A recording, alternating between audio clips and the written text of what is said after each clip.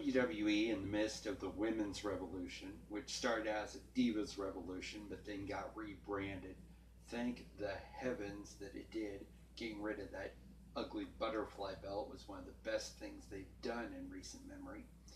I thought it was about time to tell you guys all about my top 10 favorite women wrestlers of all time. So here we go. Number 10, Sara Del Rey. I first saw Sara Del Rey on Ring of Honor when ROH had its show on HGNet back in 2009. A very striking look and one of the hardest workers I've ever seen in the ring, male or female. That hard work led to Pro Wrestling Illustrated naming her to the PWI 500. Only the fourth woman to ever get that honor. They named her at number 430 back in 2012. She was the very first Shimmer champion and the very first double champion for that company when she won their tag belts with then partner Courtney Rush, who you may know as Rosemary over on TNA. I've always said Sarah's the unsung hero of the women's revolution over in WWE.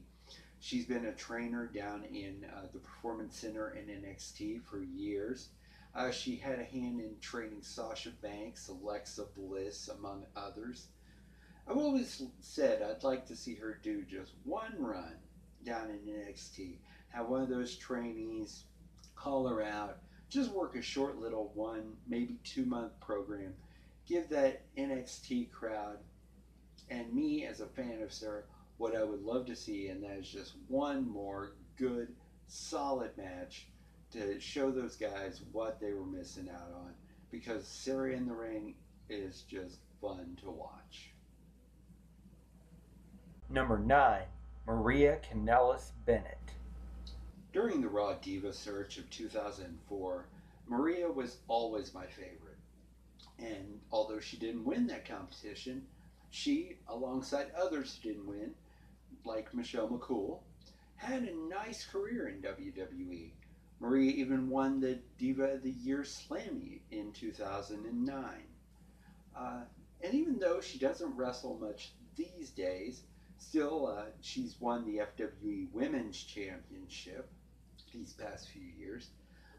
She acts mainly as the manager of her husband, Michael Bennett, first in the Kingdom there in ROH, which I love that stable.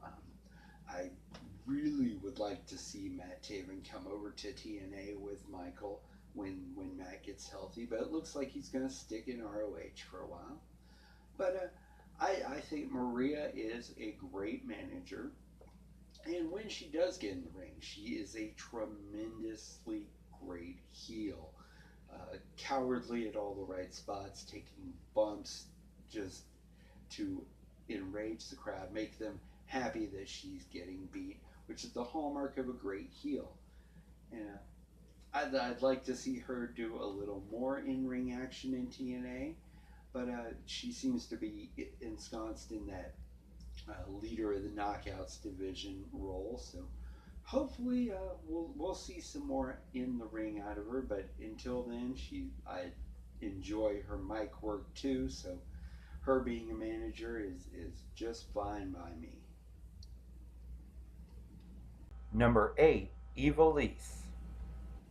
I became aware of the baddest bitch in the building during the 5th season of Tough Enough, where she was released due to an injury, but they were impressed enough of her time there to offer a spot down in Florida Championship Wrestling, the company that later on became rebranded as NXT. She was released from NXT, but has since went on to have a really good career. FWE Women's Champion, a 2-time and currently the Shine Champion, and of course her work over in Lucha Underground, where she is part of possibly one of the most dysfunctional and, in my opinion, most entertaining trios teams of all time, with Son of Havoc and Helico, becoming Lucha Underground Trios champs twice with those guys. And she had a really good match against Mil Muertes who most of you might know as Judas Messias or El Messias. Um, a really, really great match for the Lucha Underground title. So she can work with anybody and is, can work heel, can work face, can do it all, and is just a solid all around performer and entertaining as all get out. Number 7, Awesome Kong. I love wrestlers who are different, who aren't, the cookie cutter, what everyone thinks a wrestler should look like or wrestle like. And Awesome Kong is definitely not what everyone thinks a women's wrestler should look or wrestle like. And I love that. Um, Back in 2008, she was named PWI's Woman of the Year. And that was the very first year that Pro Wrestling Illustrated started their Female 50, sort of a companion piece to the 500, their list of the best wrestlers every year. It's the top 50 women's wrestlers. Kong was the very first number one of that list. Of course, two-time TNA Knockouts champion, stalwart in that division for years. And she was a one-time NWA Women's Champion. She's only the third woman to ever enter the Royal Rumble. And during that WWE run as Karma, I was hoping that that was a sign of things to come. And it seems to be that WWE was going to focus less on, looks in their women wrestlers and focus on the wrestling. TNA had, with the Knockouts division, with Kong and with all those girls, had cornered the market, it seemed, on women's wrestling, and WWE cared more about the looks and how pretty the girls were. And with Karma coming in, I thought, well, now they're going to start focusing on women's wrestling, and with this Divas Now Women's Revolution, they have done that. I wish Karma could be around for that. I understand why she hasn't come back to the WWE with everything that happened. But I sure would love to see her come in and mix it up with the girls in the Women's Revolution right now. I think that would be something to see. Number 6, Sherri Martel. If you watched my favorite managers video, you already know how much I love Sherri Martel. Sensational Sherri is one of my all-time favorites, and not just for her managerial work, but in the ring as well. If you haven't gotten a chance to see her in ring work, hunt it down. It's well worth it. She was 3-time AWA Women's Champion, held the WWF Women's title at one time. And I've always said that Sherri kind of came in, as far as her in-ring work, at an odd time in women's wrestling, especially in the WWE. They were almost trying to phase it out at that point. And that's when she started managing, going into the managerial side of things. But I was always disappointed that we didn't get to see more of her wrestling in WWE. She had amazing feuds with anyone she ever got in the ring with.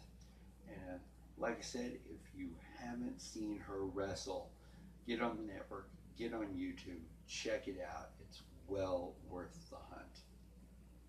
Number 5, Velvet Sky. I've always thought that Velvet Sky is one of the most underrated knockouts over on TNA. Not that she hasn't had her shot. She's been a 2-time Knockouts champion, was a 1-time tag champs when they had those belts with the Beautiful People. But I always thought that in the Beautiful People, she was the most underrated between Angelina and Madison Rayne. And I think she's far superior to both of them. Her ring work is so incredibly stiff, and I love that. I love someone that makes their stuff look like it hurts, and it might hurt. Who knows? But I'm very, very hopeful. I've heard rumors that she's coming to WWE. Her and Bubba Ray are a couple, so maybe she'll show up on an NXT show. They got TakeOver coming up. They got SummerSlam coming up. And like I said, heard rumors. I would mark out so incredibly hard if Velvel walks through that curtain at SummerSlam or TakeOver. I will be so happy. And let the pigeons loose, as Taz used to say, because Velvel will tear a house down with some of those girls. That will be an amazing. Every one of her matches is just a joy to watch, and I'm hoping to see her in the WWE real soon. Number 4, Trish Stratus. Trish could have been just another pretty face in the WWE, a manager or valet, bringing her guys to the ring, doing really good interviews, which has been a staple of her character since the beginning. But she wanted more, and she got in the ring. And there in the first year, she looked a little shaky, but there was consistent improvement. And by the second and third and fourth year, she was an amazing in-ring talent, having amazing feuds with everyone. The classic feud, of course, being against Lita, which led to them just being the best of friends these days. Pro Wrestling Illustrated named her the Woman of the Year back in 2002, 2003, 2005, 2006, and named her the Woman of the Decade for the 2000s. She's a 7-time WWE Women's Champion, and WWE inducted her into their Hall of Fame back in 2013. And I've always thought that she just worked so hard to get to the level she was at, when she could have just sat on the sidelines, not the sidelines, but sat, at ringside and just been the pretty face that comes down with the guys. But instead, she turned into one of the best women's wrestlers of all time. Number 3, ODB. ODB is unlike any women's wrestler ever, I would dare say. Rude, crude, socially unacceptable. She wrestles, talks, fights, acts like one of the guys.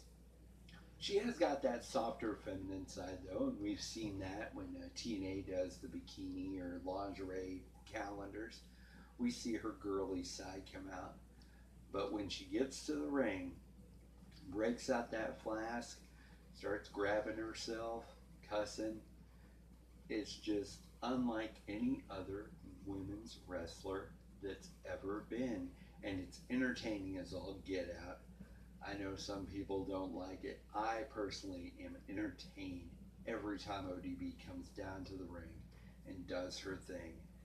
And I would really like to see her come back to TNA or even go up to the WWE. She's been working Ring of Honor here recently, doing a little teaming with the Briscoes, doing a singles match here and there.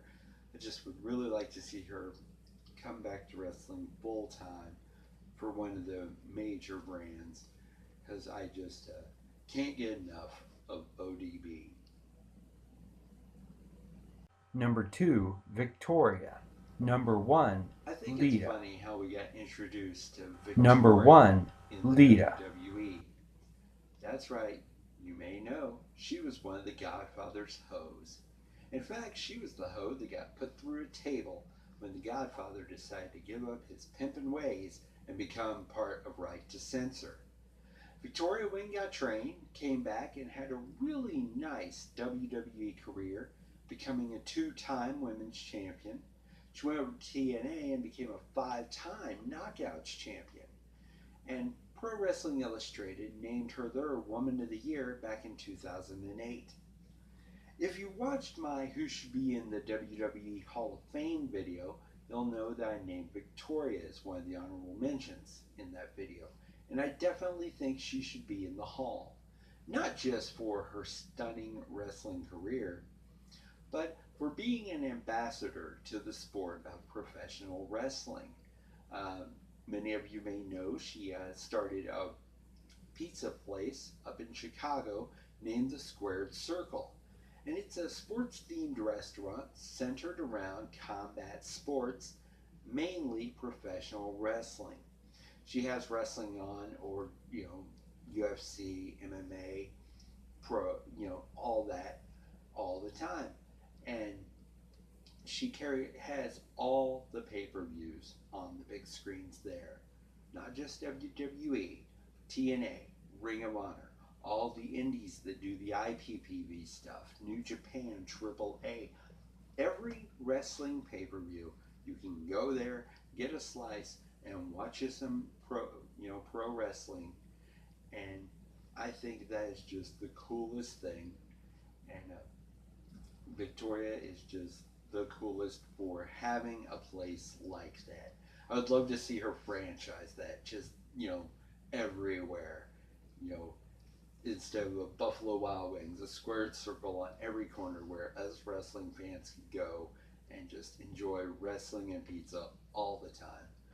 Um, it's a far-flung dream, I know, and I'm getting way off topic. So I'll just end this segment by saying I can't say enough good things about Victoria. So before we get to my number one pick, I'm going to hit you up with some honorable mentions.